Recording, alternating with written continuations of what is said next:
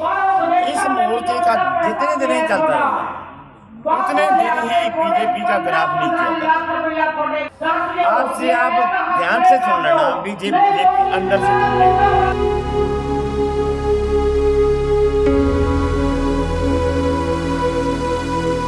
साल भर तक किसी आंदोलन को चलाना कोई छोटी बात नहीं होती, इतनी मजबूत, इतनी बड़ी भारत सरकार के समक्ष।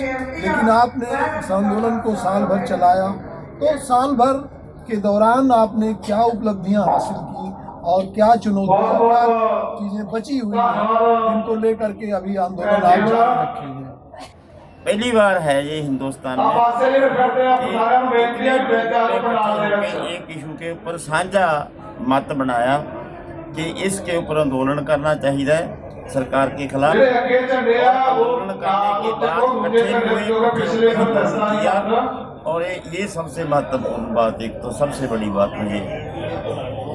दूसरा इसमें ये है कि जिस हुकूमत के साथ हमारी टक्कर है, जो हुकूमत हमारे कृषि कानून लेकर आई है, ये 3 काले कानून लेकर आई, खासा जो है बिल्कुल फाशीवादी है। वो जो अब तक करती रही है उसके ऊपर किसी ने आवाज़ बुलंद नहीं, उसके विरोध में किसी ने की। हम लोगों ने आवाज़ उठाई ऐसे तरीके से संघर्ष को आगे लेकर आए कि उसकी इंडिया में उसका पोलिटिकल तौर पे ग्राफ डाउन हुआ, प्रदेशों में उसकी हुई, और सारी दुनिया के लोग इस बात के लिए बोलने लगे कि आप कानून वापस लो। ये इंडिया का आंदोलन नहीं रहा, कौमी आंदोलन से एक कौमांतरी आंदोलन बन गया। 1 साल के बीच में 3 बार बदल गए, तीनों जगह पर उनका जाना ये पहली बार है, और इसको पहले आंदोलन का सिक्का इसके और प्राप्ति बनाए वो बहुत हैं। लेकिन आप हैरान होंगे कि ये आंदोलन 1 साल से लगातार चल रहा है, और 1 साल के बाद हमारी स्टेज पर देखो आप राष्ट्रपति नहीं है, वही बातें हैं, वैसी स्टेज चल रही है, वही रावण आता है, वैसे लोगों में कोई निराशा नहीं। ये जितना देर आगे चलता रहेगा ऐसे ही चलता रहेगा, क्योंकि हम लोगों ने बता कर लेकर आए हैं कि ये लड़ाई बड़ी लड़ाई है। ये लड़ाई मोदी के साथ लड़ाई नहीं है, ये कारपोरेट के साथ लड़ाई है, ये नीतियों की लड़ाई है। ये 1-2 दिन की या 4 दिन की लड़ाई नहीं है, ये सालों बदी लड़ाई लड़नी पड़ेगी। वर्ल्ड ट्रेड ऑर्गेनाइजेशन की पॉलिसी के खिलाफ लड़ाई है, उसकी नीति को वापस करने की लड़ाई है। ये अकेले किसान नहीं लड़ सकेंगे, इसमें मजदूर भी आएंगे, विद्यार्थी भी आएंगे, छोटे दुकानदार भी आएंगे, कारखानेदार भी आएंगे, सारे वर्ग के लोग इस लड़ाई में शामिल होंगे। इसमें वो सारे लोग भी शामिल हुए हैं जो भोजन खाते हैं, खेती की पैदावार बरतते हैं घरों में, वो सारे लोग इस आंदोलन के अंदर शामिल हुए हैं।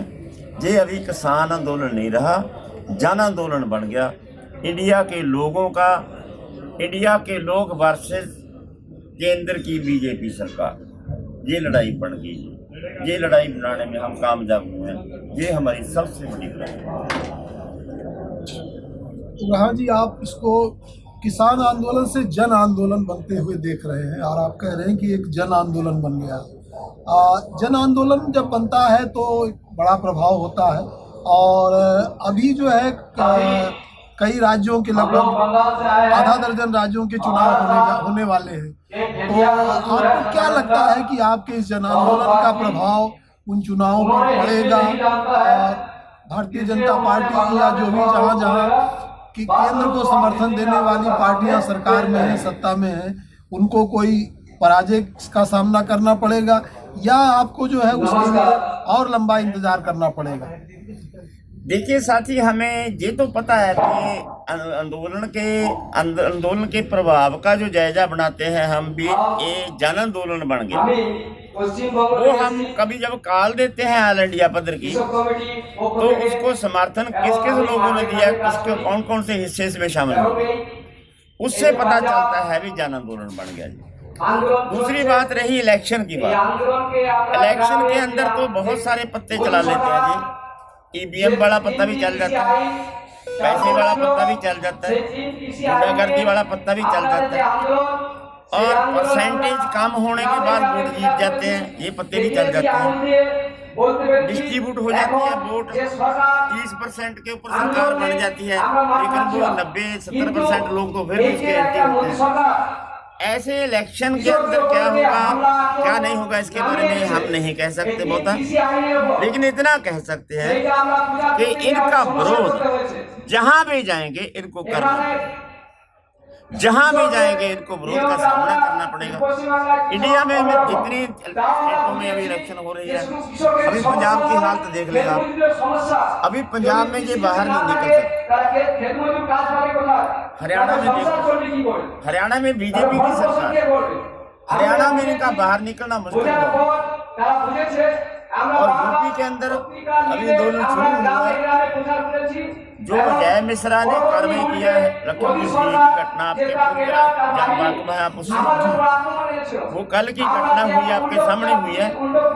ये लोग जिस अहंकार से जैसी घटनाओं को अंजाम देते हैं, उसके छिट्टे भुगतने के लिए इनको पता नहीं था भी इनके छिट्टे ऐसे होंगे, लोग हमारे विरोध में ऐसे उठ जाएंगे, ऐसा नहीं था।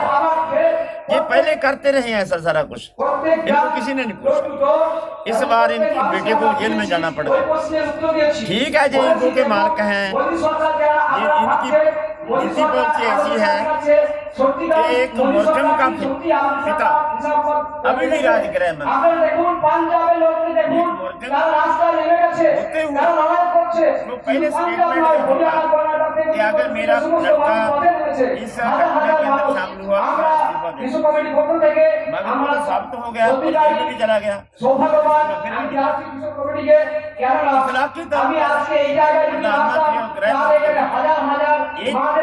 अच्छा ये होता कि उसका पद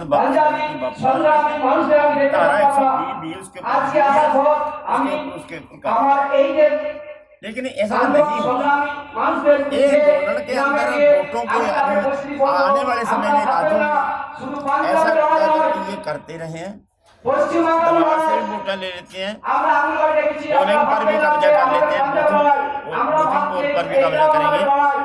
ऐसा करने से कोई वोट में हेराफेरी कर जाए उसके बारे में कुछ कहा नहीं जा सकता, लेकिन हिंदुस्तान के कितने लोगों में इसका बहुत बड़ा विरोध है, वो इनको देखने को मिलेगा। अगर देखना हो पीछे थोड़ा पिछली जो चुनाव हुई है राज्यों में 29 सीटों के ऊपर, उसमें पूरी तरह हार हुई है। और जहाँ पर इनकी सरकार हिमाचल में, वहाँ इनका पत्ता साफ हो गया, पश्चिमी बंगाल में इसका पत्ता साफ हो गया, हरियाणा में इनकी हार का मुंह देखना पड़ गया। ऐसे इनको आने वाले समय में हमारे आंदोलन की सबसे बड़ी प्राप्ति ये है कि जो सरकार ये बोलती थी कि हमारा कोई साथी नहीं है, हमें कोई चैलेंज करने वाला नहीं है, इनकी विपक्षी पार्टियां थी, कमजोर थी, इनका विरोध नहीं हुआ। एक किसान आंदोलन इसके विपक्ष में खड़कर विपक्षी पार्टियों के अंदर इसलिए हमारी बहुत बड़ी कामयाबी है और आने वाले समय में भी हम कामयाब होंगे। नहीं तो आप एक बात जो आपसे कहना चाह रहे हैं ये है कि ये किसान आंदोलन ही नहीं, ये लोकतंत्र का भी आंदोलन है, ये जमहूरियत का भी आंदोलन है, डेमोक्रेसी का भी आंदोलन है। लेकिन जमहूरियत के संस्थाओं पे चलती है, इंस्टीट्यूशंस पे चलती है। तमाम संस्थाओं को जिस तरह से जो है अपने कंट्रोल में लेने की कोशिश की है, और इनके संगठन राष्ट्रीय स्वयंसेवक संघ है, इनके और भी तमाम संगठन हैं, जो समाज में एक तरह से जो है वो प्यार मोहब्बत की बजाय कुछ और चीजें फैलाते हैं। दिक्कत जमहूरियत के साथ बड़ी खड़ी हुई है। तो क्या आप इसको जो है वो जमहूरियत के आंदोलन की ओर ले जाने का काम करेंगे और उस दिशा में कोई बड़ा कदम उठाएंगे? मान लीजिए इसको जिस मुकाम पे आप आए हैं हमारा तरीकाकार है जो आंदोलन करने, वो जमहूरियत वाला तरीका है, लोकतंत्र वाला तरीका है, संविधान के दायरे में रहकर आंदोलन करना। ये लोगों ने अब तक जितनी भी कार्रवाई की है, गैर लोकतंत्र, गैर संवैधानिक, गैर जमहूरियत, जितनी कार्रवाई लोग करते रहे हैं, किसी ने भी इनके खिलाफ बोल दिया, उसका जुए पी लगा कर उसको अंदर कर दिया, किसी ने लिख दिया उसको भी अंदर कर दिया। कितने बुद्धिजीवी लोग हैं वो अंदर कर दिया, इनको पूछने वाला कोई नहीं। जो हमारा ये आंदोलन है जमहूरियत की बहाली के लिए तो बात कर ही रहा है, लेकिन ये दिखा रहा है लोगों को कि जमहूरियत का कत्ल ये कैसे कर, जैसे करनाल की घटना में देख लो आप, फांसी की घटना हुई है, टहाना की घटना हुई है, लखनपुर खीरी की घटना हुई है, और सिंधु बॉर्डर में उस मजदूर का जो कत्ल हिंदुओं ने किया वो घटना हुई है, जिसके अंदर सीधे तौर पर शामिल है। ये जो घटनाएं हैं ये बता रही हैं कि जमहूरियत का कत्ल करने की नीति पर चल रही हैं और कर रही हैं। अभी इनको मुश्किल ये हो रहा है इस आंदोलन को उठाने के लिए इतना बड़ा कदम उठा नहीं सकते, क्योंकि इनके लिए मुश्किल हो गई है।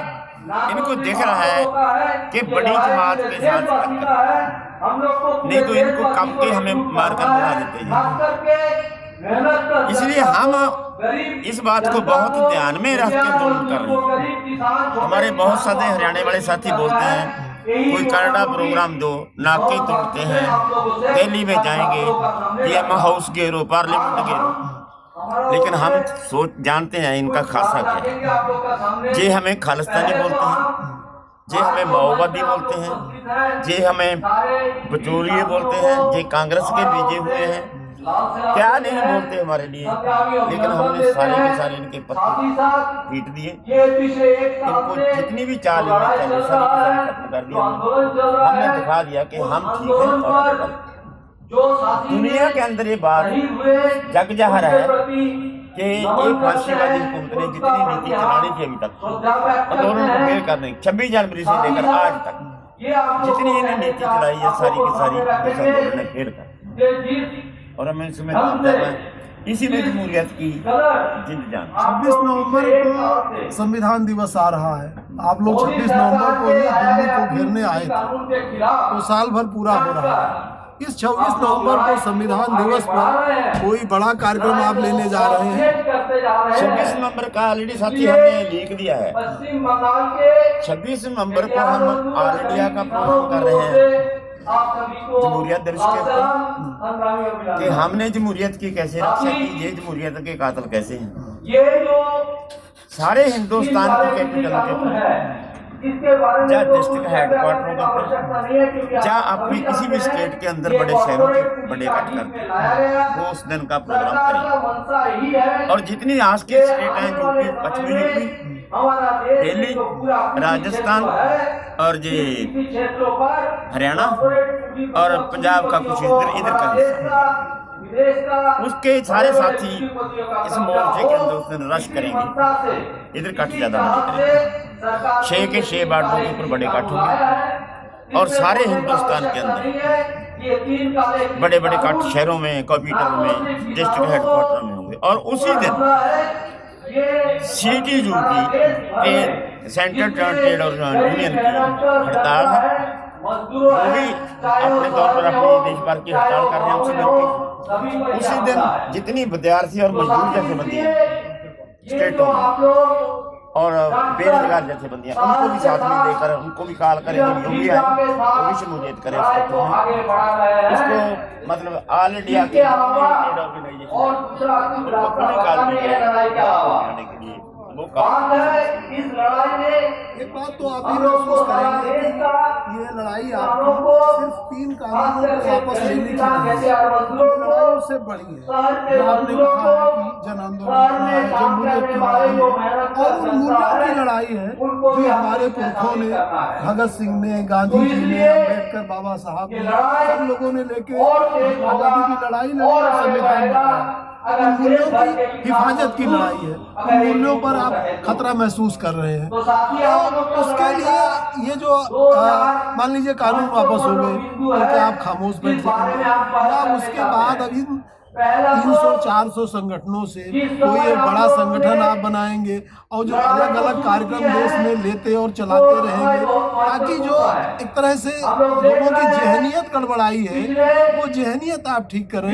जो संगठन कब्जा किए हैं उनकी जगह पे अच्छे डेमोक्रेटिक संगठन आए जो सबका ख्याल रखें, और किसानों की जो बेहतरी की बात है, जो लंबे समय का मामला है, लॉन्ग टर्म, मजदूरों की बेहतरी की बात है, दलितों की बेहतरी की बात है, उसके लिए कोई संगठन बनाने की तैयारी, कोई रचनात्मक कार्यक्रम की तैयारी क्या आपके दिमाग में है?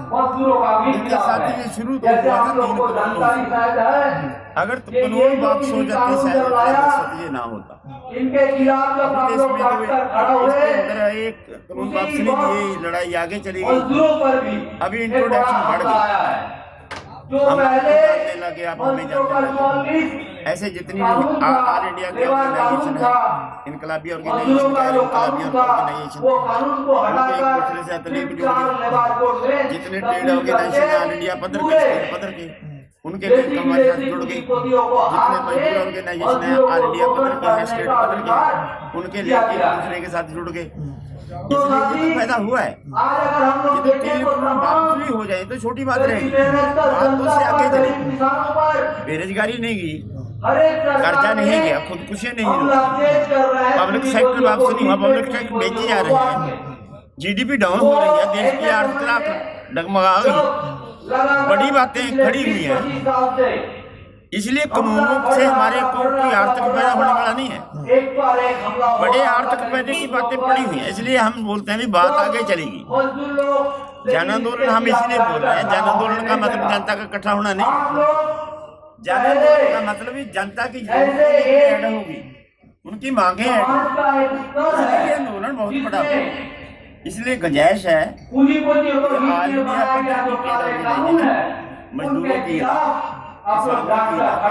बेरोजगार और की अलग, ऐसे अलग ऑर्गेनाइजेशन बढ़ने का अच्छा मौका मिल गया है और संभावना है।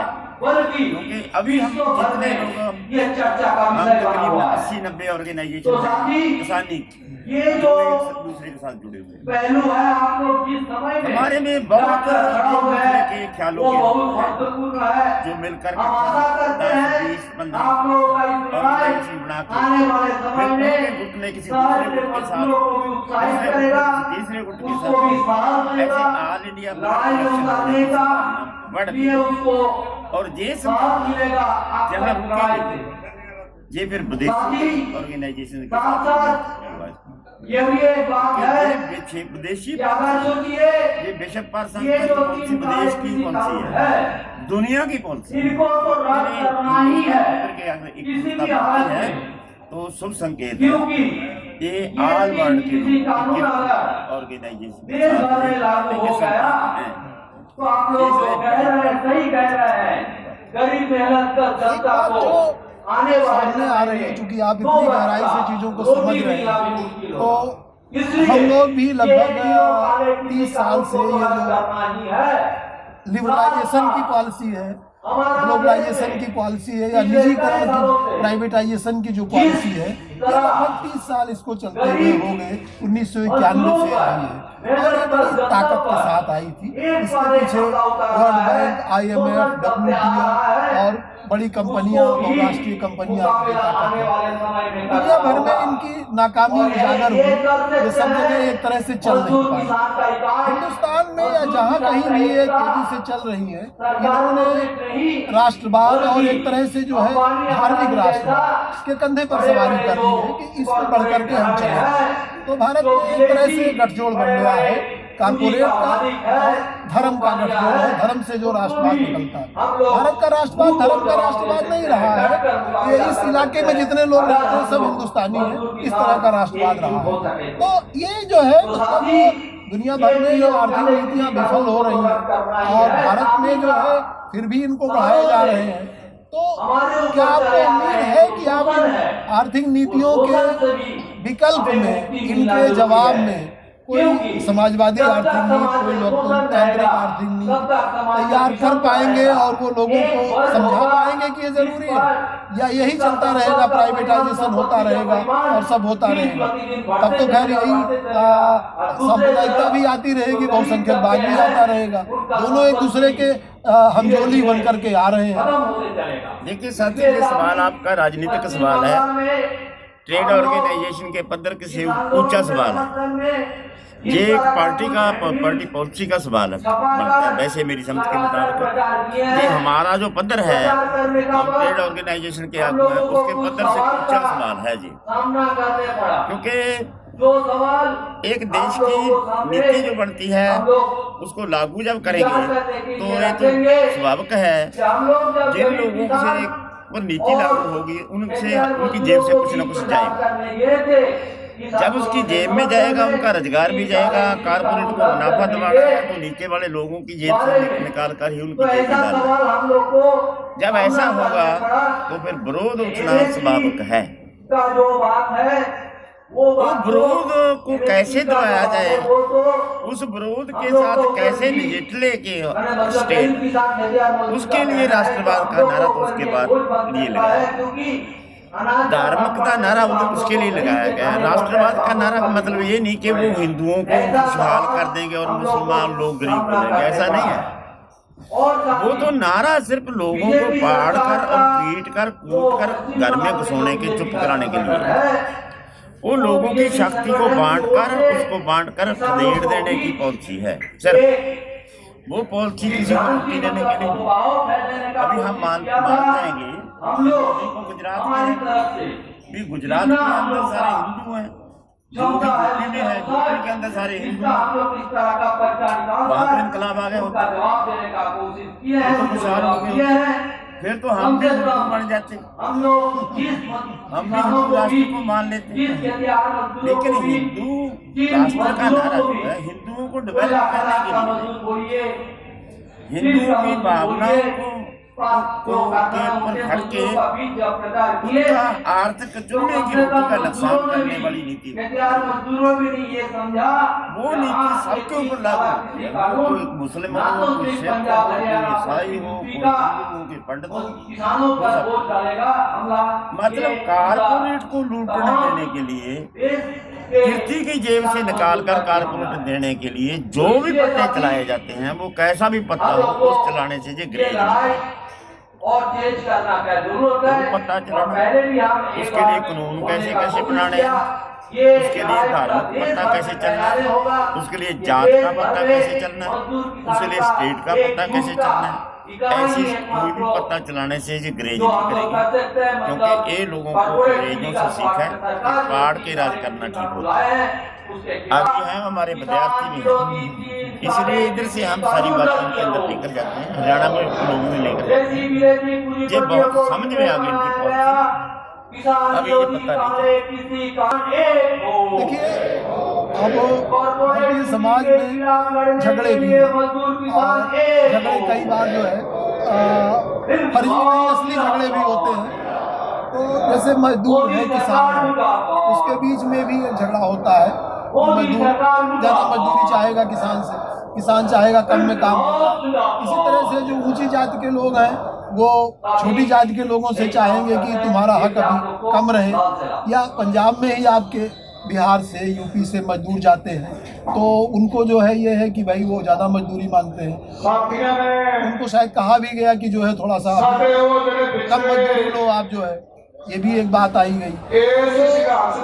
वो भी उनका थोड़ा शोषण करते हैं, आप चूंकि बड़े नजरिए से बड़ा आंदोलन चला रहे हैं तो इस झगड़े को निपटाने का कैसे आप निकाल रहे हैं कि इसमें अम्बेडकरवादी भी, इसमें भगत सिंह को मानने वाले भी, इसमें गांधी को मानने वाले भी, इसमें बड़ी जाति के किसान भी, इसमें छोटी जाति के मजदूर भी हमसे जुड़े।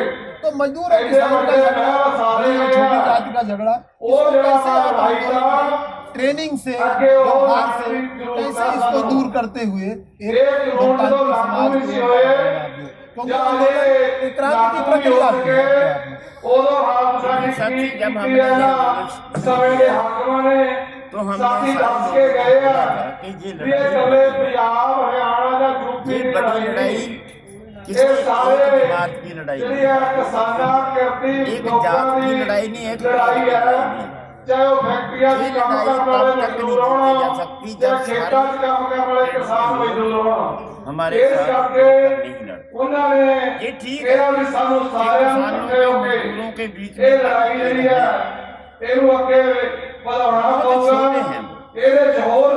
बताए जा सकते हैं, लेकिन ये की बात है दोनों को बड़ा एक शक्ति है जो हमें दोनों को लड़ने के लिए कम से कम छोटे दुश्मन के साथ समझौता करना,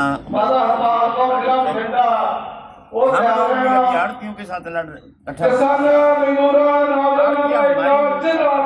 हम मजदूर की लूट करते हैं,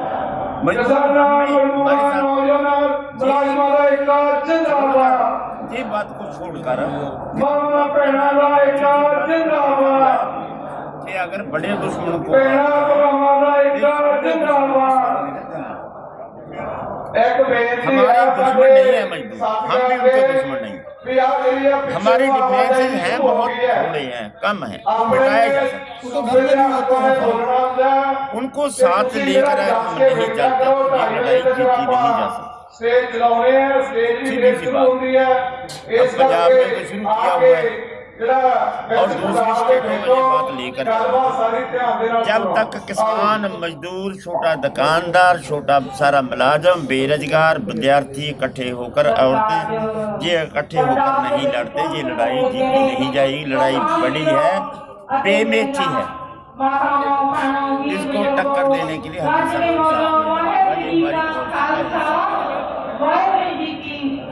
ये सरकार ये रणनीति होती है कि आंदोलन को थका दिया, और वो शायद दिखाई भी पड़ रहा है कि जो है, जैसा मैं आ रहा हूँ तो जो भी लोगों की झुग्गियाँ 20 किलोमीटर लंबी बनी हुई है, उसमें कुछ में लोग हैं, कुछ में नहीं है। आप बुलाते हैं तो लोग आ जाते हैं, लेकिन सरकार या गेहूँ की बुआई का सीजन है, लोग चले गए हों, लेकिन सरकार थका करके बड़े बड़े आंदोलनों को जो है वो हरा देती है। आप जो है क्या कोई समझौते की गुंजाइश दिख रही है, या सरकार थका करके आपको हरा देगी, क्या लग रहा है आपको?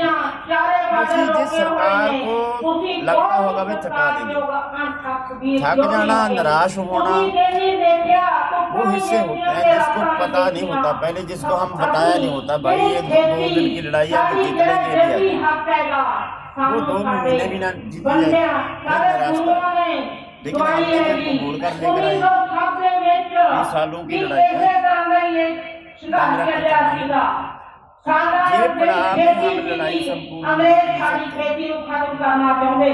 ये हम पीछे बोल रहे हैं, ये दिल्ली बड़ा मोर्चा है, एक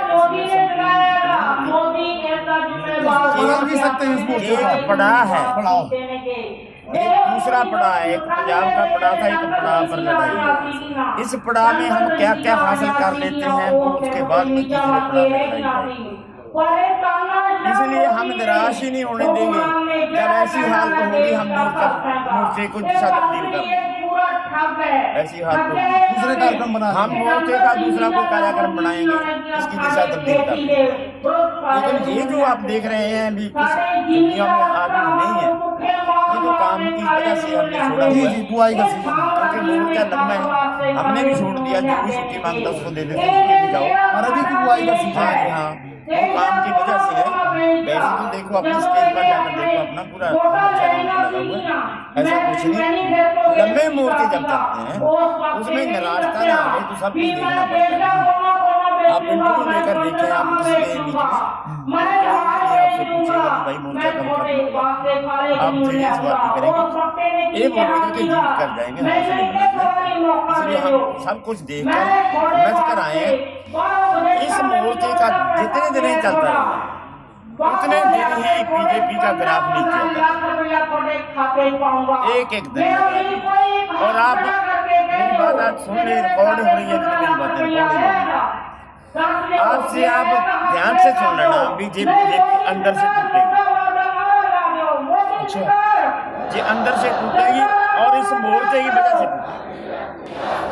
आपने मेघालय के गवर्नर का स्टेटमेंट पढ़ा? मेघालय का गवर्नर बोला है कि 3 कानून रद्द करने चाहिए। सतपाल मलिक हम किसानों के साथ हैं, अगर हमें बीजेपी कोई बात तलब करेगी हम मौका छोड़ने के लिए तैयार हैं। मेघालय का गवर्नर बीजेपी का गडकरी के खिलाफ बोला, मेनका गांधी के खिलाफ बोली है, वरुण गांधी के खिलाफ बोली है, ये अंदर से टूटेंगे आप।